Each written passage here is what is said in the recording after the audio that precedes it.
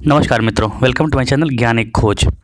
भगवान सूर्य के सभी नक्षत्रों में फल की चर्चा करते हुए हमने अभी तक चित्रा नक्षत्र तक चर्चा की है। चित्रा नक्षत्र में सूर्य बैठे होंगे या सूर्य उपस्थित होंगे तो उनका क्या फल होगा, और लगन चित्रा नक्षत्र में हो तब क्या फल होगा। तो अश्विनी से चित्रा तक हमने चर्चा की है। आज हम उसके आगे स्वाति नक्षत्र से चर्चा करेंगे। स्वाति नक्षत्र के बारे में जानते हैं। स्वाति नक्षत्र सातवीं मतलब तुला राशि में पड़ता है और इसके स्वामी होते हैं राहु। स्वाति नक्षत्र के बारे में मान्यता है कि बहुत सारे स्वामियों तपस्वियों की यह नक्षत्र मानी जाती है। कारण यही है कि यह सप्तम भाव में पड़ता है, शुक्र की राशि होती है।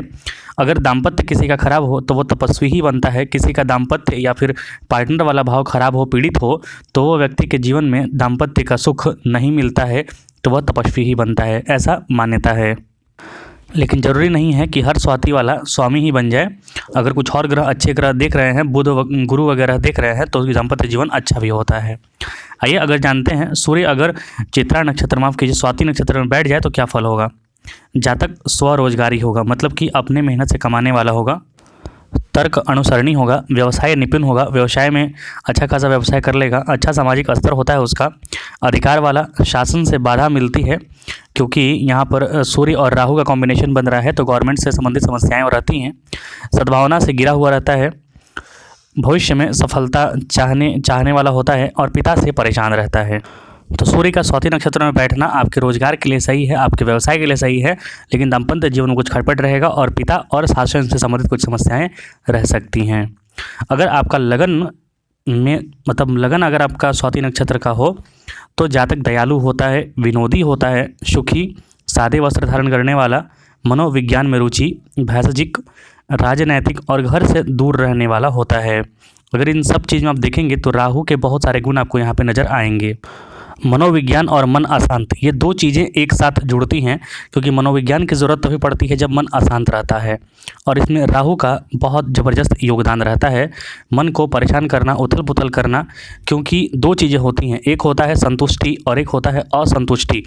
असंतुष्टि का कारक राहु है, और अगर खराब पीड़ित अगर चंद्रमा को कर दे राहु तो आदमी असंतुष्ट हो जाता है, तो वही अशांति मनोवैज्ञानिक या मनोविज्ञान में मनोरोगी बना देता है व्यक्ति को। तो स्वाति नक्षत्र में सूर्य हो या लग्न हो या चंद्रमा हो, स्वाति नक्षत्र का अगर मन मजबूत हुआ तो वो तपस्वी स्वामी बन जाता है, और मन कमज़ोर हुआ तो वो भटका हुआ व्यक्ति बन जाता है। आइए अब सूर्य के विशाखा नक्षत्र में फल के बारे में चर्चा करते हैं। विशाखा नक्षत्र के स्वामी गुरु हुए। इस नक्षत्र में अगर सूर्य हो तो जातक आत्म केंद्रित मतलब स्वयं पर केंद्रित ज़्यादा हो जाता है। इसका 3 चरण तुला में रहता है और 1 चरण वृश्चिक में चल जाता है। व्यक्ति यहाँ पर एक तो सूर्य यहाँ पर स्वयं नीच का माना जाता है, और अगर सूर्य नीच का हो जाएगा तो उसमें कॉन्फिडेंस लेवल जो होता है वो कम हो जाता है, तो व्यक्ति आत्म केंद्रित हो जाएगा, इंट्रोवर्ट हो जाएगा, वो ज़्यादा बोलने की स्थिति में नहीं रहेगा। हालांकि अत्यधिक महत्वाकांक्षी होता है, लेकिन अंतर्मुखी मतलब कि इंट्रोवर्ट होता है, रहस्यमयी होता है, शोध किसी भी चीज़ का तह तक जाने का क्षमता उसमें होता है, किसी भी चीज़ का शोध करने में वो माहिर होता है। वैज्ञानिक प्रवृत्ति के लोग होते हैं, खोजी प्रवृत्ति के लोग होते हैं। लेकिन अगर सूर्य यहाँ पर प्रभावित हुआ, पीड़ित हुआ, तो शराबी भी होता है, किसी भी चीज़ का व्यसन लग सकता है, अशांत हो सकता है और प्राधिकारी से मुसीबत पड़ सकता है। तो यहाँ पर दोनों फल देखने को मिलेंगे। अगर सूर्य और गुरु अच्छा फल दिए हुए हैं, अच्छा दृष्टि में है, अच्छे स्थिति में है, तो अच्छा फल देंगे, नहीं तो समस्या देंगे। अब यदि आपका लग्न विशाखा नक्षत्र में हो तो जातक आक्रामक होगा, शीघ्र क्रोधित होने वाला होगा, धनाढ्य होगा, पूजा के रूपों के लिए समर्पित, मतलब कि यहाँ पर देखिए विशाखा नक्षत्र जो है वो गुरु का नक्षत्र है, और ये जो राशि में जिस पड़ता है वो शुक्र की राशि है, तो गुरु और शुक्र ज्ञान का प्रभाव बढ़ता है, धार्मिक चीज़ों का एंगल यहाँ पर ज़्यादा बढ़ता है। अगर वो राजनीति में होगा तो राजनीति में भी अच्छा कार्य करेगा, वो समाज के प्रगति के लिए कार्य करेगा। ज्योतिष अच्छा खासा जानता होगा, ज्ञानवान होगा, गूढ़ विषयों का ज्ञाता होगा और रहस्यमयी होगा। अब यदि सूर्य आपके अनुराधा नक्षत्र में बैठे हैं, अनुराधा मतलब कि बार बार राधा, मतलब बार बार शुभता को लाने वाला नक्षत्र या शनि का नक्षत्र होता है, इसमें सूर्य जाकर बैठे तो जातक में नेतृत्व क्षमता कमाल की होती है। समाज में नेता या फिर लीड करने की क्षमता इनमें होती है, और लीड करने का अंदर से इनमें जोश और जज्बा भी होता है। राजनीति में ये लोग रुचिवान होते हैं, सफल भी होते हैं, धनी भी होते हैं, सम्माननीय होते हैं, खिलाड़ी प्रवृत्ति के होते हैं, क्योंकि सूर्य यहाँ पर शनि के नक्षत्र में बैठा हुआ है और शनि यहाँ पर अच्छा प्रभाव देते हैं इस नक्षत्र में, अष्टम में कारक भी होते हैं। ललित कला से भेंट प्राप्त करने वाला, ललित मतलब कि गायन वादन संगीत वगैरह से भेंट प्राप्त करने वाला होता है, शक्तिशाली होता है। इसमें अपना कुछ ना कुछ गुण, जातक में अवश्य अच्छा गुण ऐसा होता है जिससे कि वो प्रसिद्ध होता है, समाज में जाना माना होता है। अब यदि मान लीजिए लग्न आपका अनुराधा नक्षत्र हो, मतलब कि लगन जो आपका आप देखते हैं आपकी कुंडली का लगन भी अगर आपका अनुराधा नक्षत्र में हो तो जातक मोहक होगा, मतलब कि आकर्षक होगा, घुमक्कड़ प्रवृत्ति का होगा, घूमना फिरना उसे काफ़ी पसंद होगा, कामुक प्रवृत्ति होगा, वहमी भी होगा, शक्की होगा, क्योंकि 8वीं राशि है, वृश्चिक राशि है, आध्यात्मिक।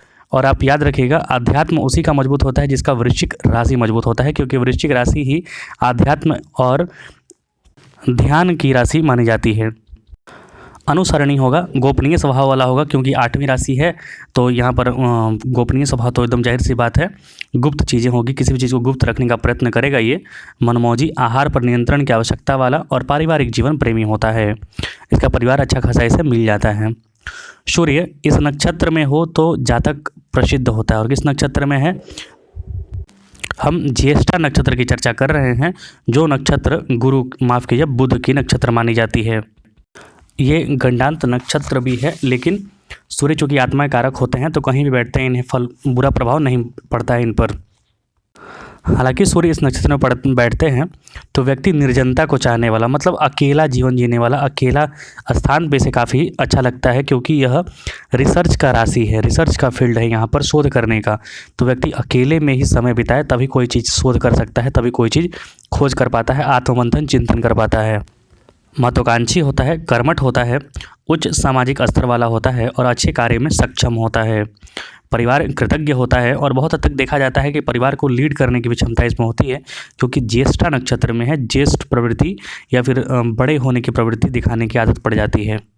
अब मान लीजिए आपका लगन ही इस नक्षत्र में पड़ता हो, ज्येष्ठा नक्षत्र में, तो व्यक्ति आदरणीय होगा, स्वधर्मरत मतलब कि अपने धर्म में रत होगा, अपने धर्म को बढ़ावा देने वाला होगा, लेखक सम्माननीय होता है और चरित्र इसका समस्या इस थोड़े चरित्र से होती है। अगर लगन में बैठ जाए तो चरित्र समस्या होगा, क्योंकि ये जिस राशि में है वो है वृश्चिक और जिस नक्षत्र का स्वामी है वो है बुध, तो मंगल और बुध में शत्रुता है।